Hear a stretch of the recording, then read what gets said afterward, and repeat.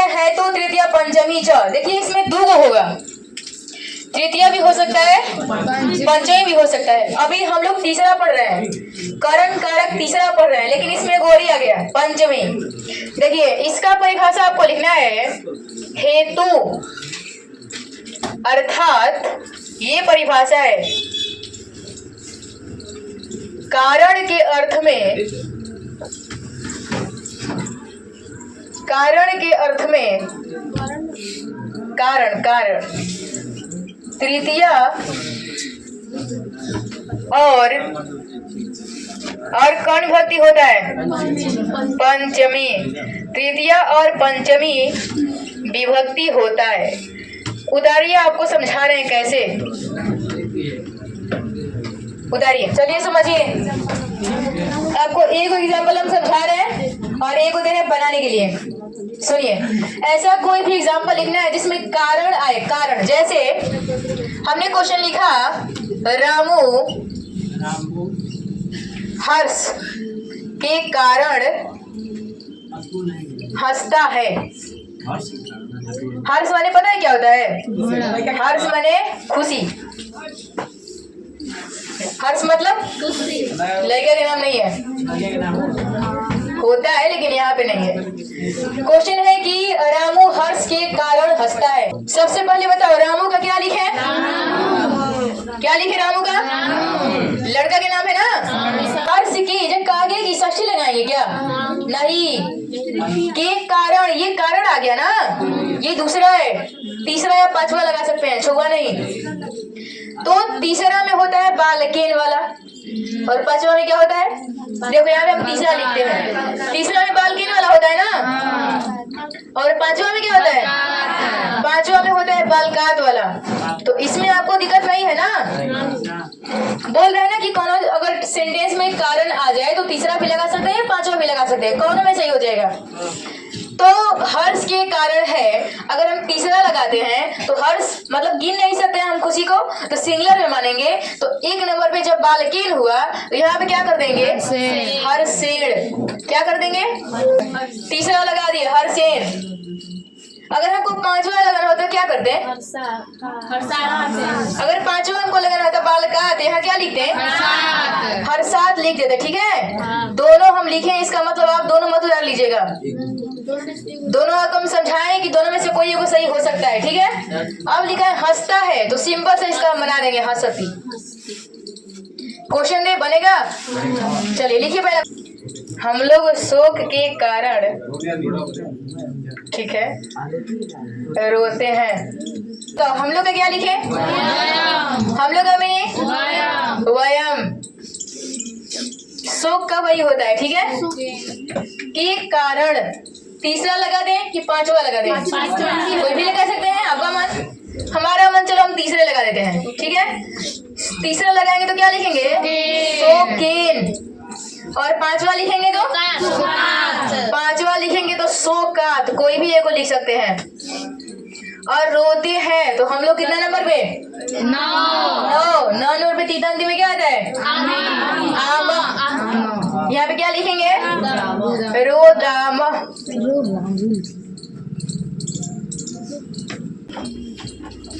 राहुल प्रशंसा के कारण, हाँ वही होता है, ज्यादा सोचना नहीं है संस्कृत में।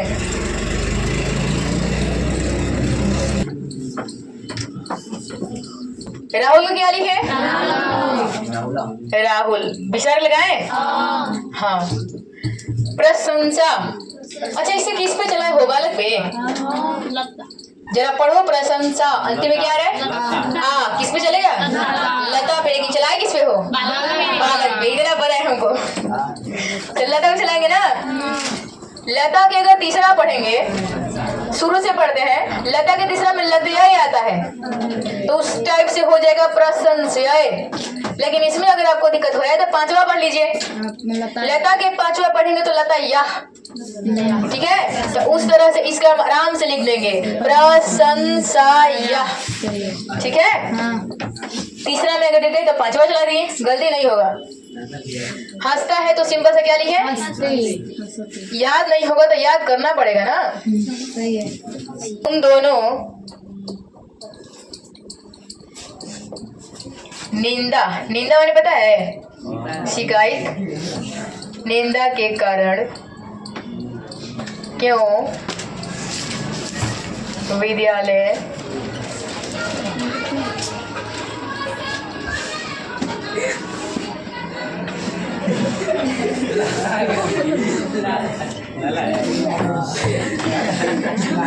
पढ़ लो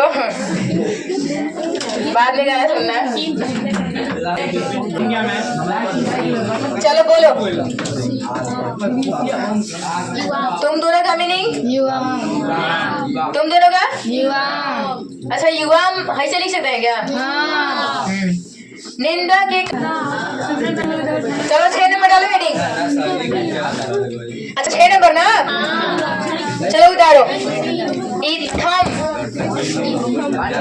भूतम लक्षणे वा उपलक्षणे तृतीया। कितना सुघर नाम है, इतना सुघर नाम है कि कोई लेते रहो याद हो जाए। तुमको बताए थे ना अपने मास्टर की कहानी, जिस मास्टर से हम पिटाते थे ना उसी मास्टर का एक सब्जेक्ट है।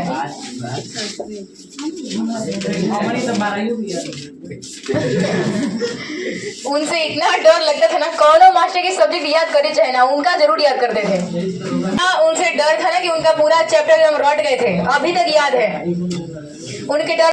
देखो इसमें लिखा है कि इथम भूतम लक्षणे व उपलक्षणे। कहने का मतलब है सिंपल सा बात, उपलक्षण।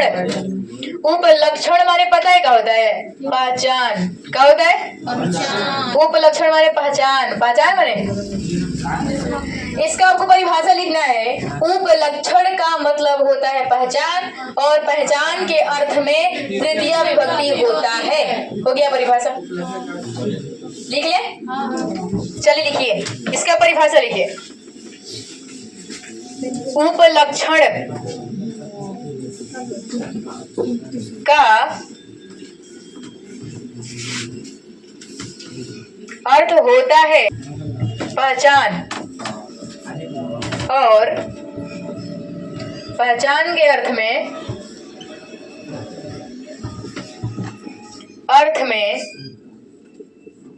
कौन होता है? तृतीया विभक्ति।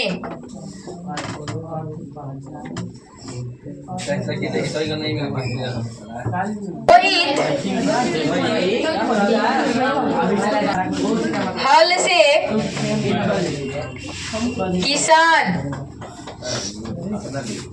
किसान मालूम पड़ता है, ये पहचान हो रहा है।